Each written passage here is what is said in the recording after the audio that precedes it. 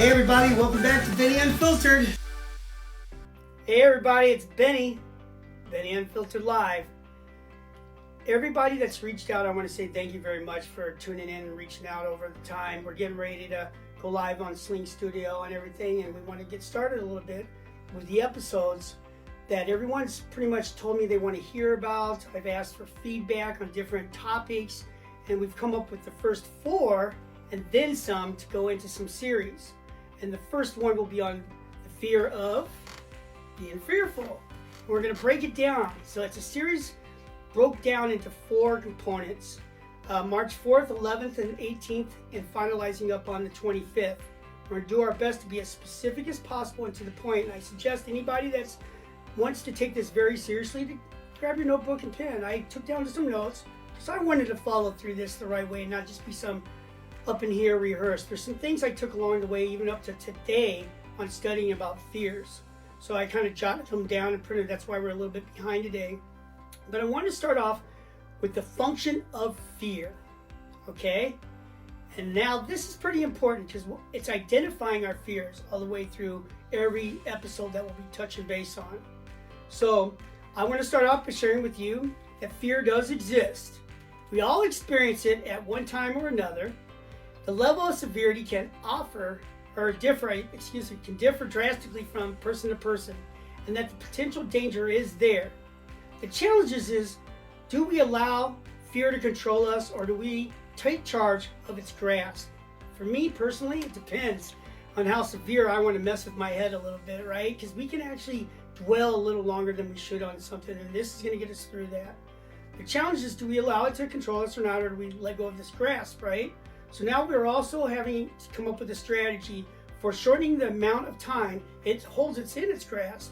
And that's why I'm going to share with you over the next month, each segment, and I'm going to try and keep it to 3 to 5 minutes so everyone's in tune. Take your notes because we might retouch on something a little later or at the end. And plus I want some feedback. Questions and answers are important for me too. Okay, so let's get started. I want us to think about some of the ways fear can hold us back. Also think about some areas in your life that fear has shown itself. My first thing that I can relate to is step 1 for me was the fear of success. It's a big one. I mean, I would always sabotage it. I would have a way in my past to come up and say, I can't do this. And you know, sabotaging yourself is our own fault. Don't do it. Keep it going. Keep working through it, okay? Work through anything that you've had in your past to strengthen your bond to get moving forward, which moves into my second one.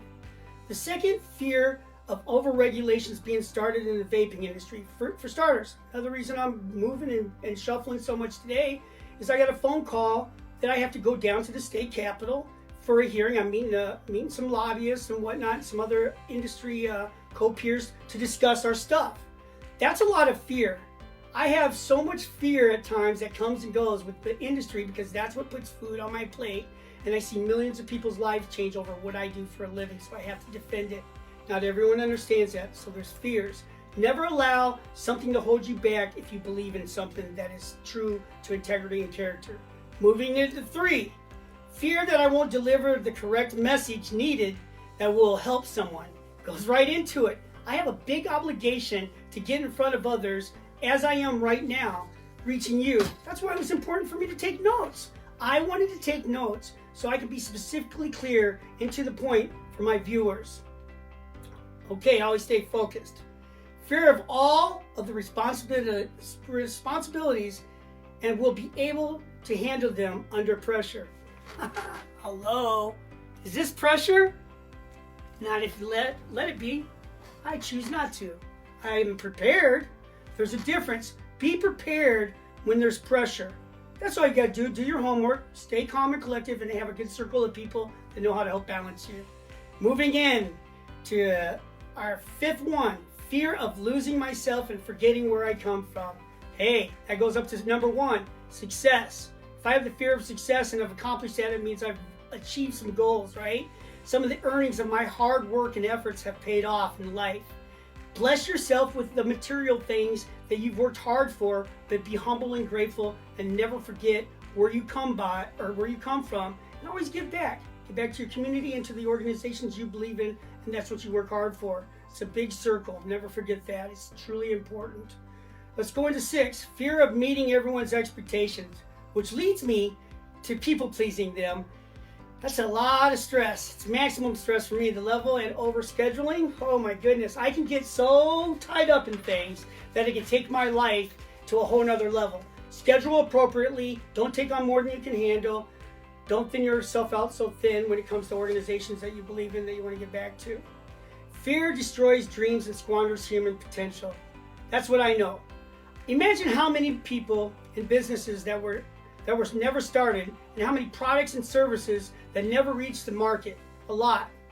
Now imagine how these could have been impacted by our economy, all because of this one virus, fear.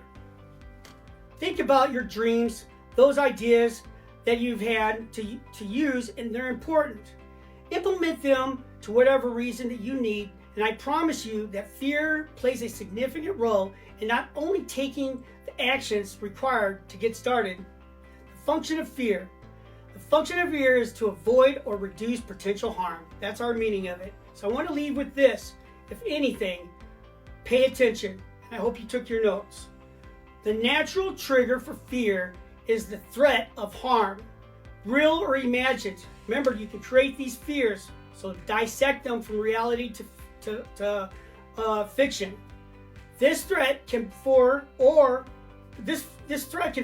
our physical, emotional, or psychological well-being.